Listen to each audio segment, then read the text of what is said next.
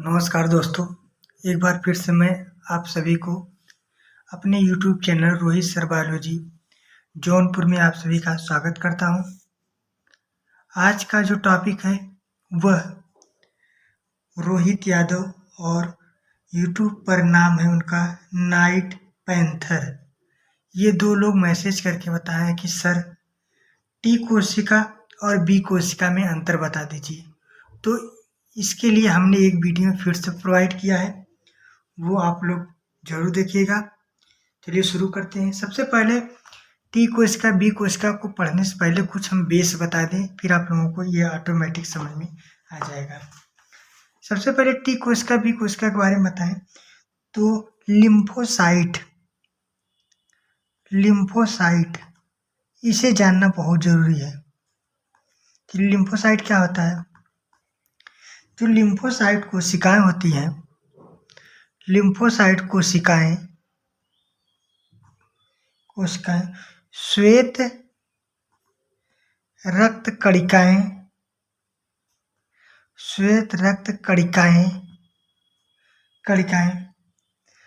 या फिर इसे हम कह सकते हैं कि वाइट ब्लड सेल कह दीजिए या फिर वाइट ब्लड कार्पल्स, जानते हैं वो WBC। फिर यहाँ पे इसके बाद से हम शॉर्ट फॉर्म में WBC कहते हैं। फिर इसे हम ल्यूकोसाइट के भी नाम से जानते हैं, ल्यूकोसाइट। इसे हम ल्यूकोसाइट्स के नाम से भी जानते हैं। फिर जो लिम्फोसाइट होता है यह WBC जो रक्त होता है उसका एक प्रकार है, मतलब इसका एक प्रकार है।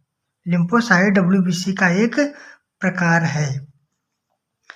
तो इसके बारे में जानना है तो सबसे पहले हम जानते हैं कि जो रक्त होता है, रक्त हमारे शरीर में जो रक्त होता है, रक्त का जो निर्माण होता है या फिर रक्त का जो प्रकार होता है वह 3 कोशिकाओं से मिलकर बना होता है। मतलब कि ब्लड जो होता है वह 3 प्रकार के कोशिकाओं से मिलकर बना होता है। कोशिकाओं से मिलकर बना होता है। ये तो आप लोगों को पता ही होगा, 3 प्रकार से हम लोगों का रक्त मिलकर बना होता है। सबसे पहले की बात करें तो सबसे पहले होता है RBC, मतलब कि RBC से हम लोग कहते हैं लाल रुधिर कणिका, जिसे हम लोग रेड ब्लड कार्पल्स के नाम से भी जानते हैं। इसे हम लोग इरिथ्रोसाइट कहते हैं। क्या बोलते हैं? इरिथ्रोसाइट कहते हैं। फिर नंबर 2 पे आता है WBC, जिसकी बात अभी हम लोग करेंगे।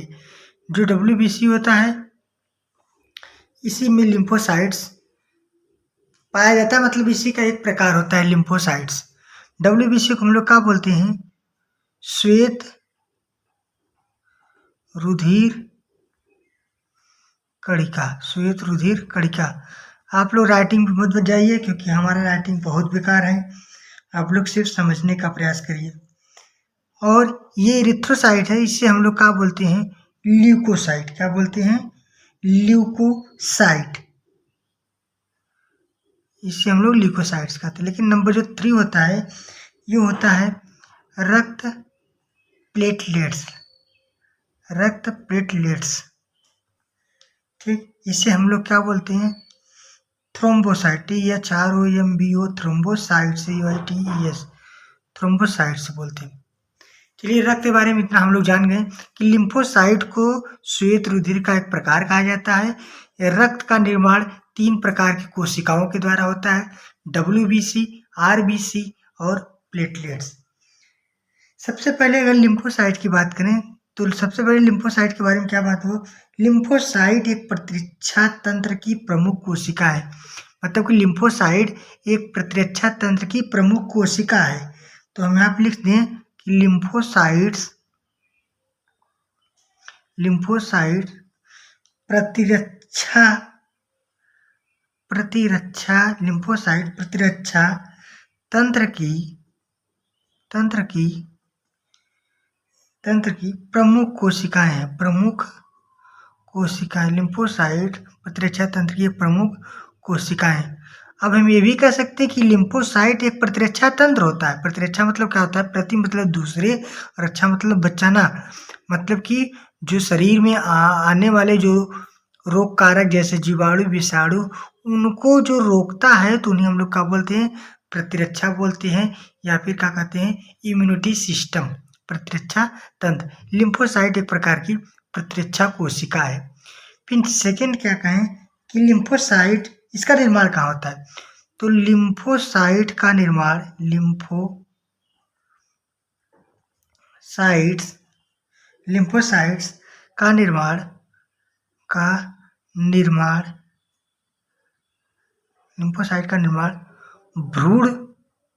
भ्रूण में यकृत कोशिकाओं में होता है। भ्रूण में यकृत कोशिकाओं में होता है।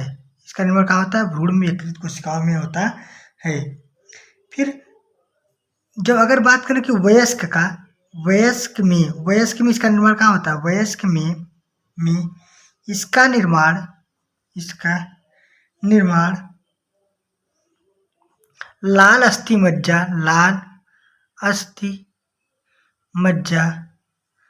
अस्थि मतलब होता है हड्डी, मज्जा मतलब उसमें पाया जाने वाला जो तरल पदार्थ होता है। अस्थि मज्जा, लाल अस्थि मज्जा में स्थित, जिसमें लाल अस्थि मज्जा में स्थित एक कोशिका होती है जिसे हम लोग कहते हैं स्टेम कोशिकाओं। ये बहुत इंपॉर्टेंट है। स्टेम कोशिकाओं में बनती है। वयस्क में इसका निर्माण कहाँ होता है? अस्थि मज्जा में स्थित स्टेम कोशिकाओं में होती है। फिर प्रतिरक्षा तंत्र होता है एक प्रकार की लिम्फोसाइट। अब इसके प्रकार देखते हैं। प्रतिरक्षा तंत्र यहाँ लिख दे रहे हैं। प्रतिरक्षा क्रिया के लिए मतलब कि प्रतिरक्षा क्रिया के लिए लिम्फोसाइट दो प्रकार के होते हैं। लिम्फोसाइट्स दो प्रकार के होते हैं। अब यही आपका क्या हो गया? टी सेल और बी सेल। पहला क्या हो गया? टी कोशिका, सेकेंड क्या हो गया? बी कोशिका। टी कोशिका और बी कोशिका। यहाँ पे हम इससे और नाम से कह सकते हैं टी लिम्फोसाइट्स। ऐसे भी कभी कभी परीक्षा पूछता है टी लिम्फोसाइट्स क्या होता है और बी लिम्फोसाइट्स क्या होता है। यही है टी लिम्फोसाइट्स और बी लिम्फोसाइट्स। चलिए इसके बारे में हम अंतर देखते हैं। अच्छा, परीक्षा में पूछता कैसे है? कितने नाम से ये बदल बदल के पूछता है। पहले पूछेगा कि टी लिम्फोसाइट्स तथा बी लिम्फोसाइट्स कोशिका में अंतर बताइए। क्या पूछा? टी लिम्फोसाइट्स तथा बी लिम्फोसाइट कोशिका में अंतर बताइए। फिर यह पूछेगा टी कोशिकाएं तथा बी कोशिका में अंतर बताइए। या फिर अंग्रेजी में पूछेगा differences between B lymphocyte and T lymphocytes. Differences between T lymphocytes and B lymphocytes. तीन प्रकार से प्रश्न पूछ सकता है। सीबीएसई वालों के लिए इंग्लिश पूछेगा, आप लोगों के लिए हिंदी में पूछेगा, यूपी बोर्ड के लिए। फिर इसके बाद हम बात करते हैं इसमें अंतर का। तो एक तरफ आप लोग लिख लीजिए टी कोशिका और इधर लिख लीजिए बी कोशिका। चलिए एकदम आसान तरीके में आप लोगों को इसका अंतर बताएंगे।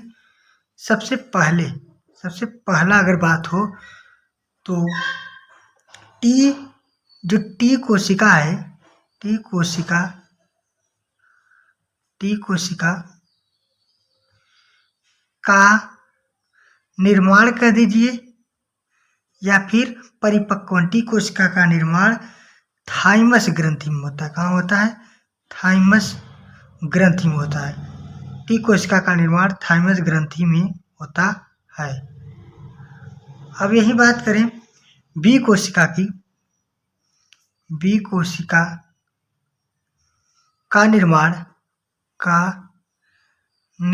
बी कोशिका का निर्माण अस्थि मज्जा में होता है। कहाँ होता है? अस्थि मज्जा में होता है। टी का निर्माण थाइमस ग्रंथि और बी का निर्माण अस्थि मज्जा में होता है। अगर यही सेकंड की बात करें हम, ये कोशिकाओं को, ये मतलब कि ये शरीर को कोशिकीय प्रतिरक्षा प्रदान करती है, मतलब कि सेल्युलर इम्यूनिटी। ये शरीर को कोशिकीय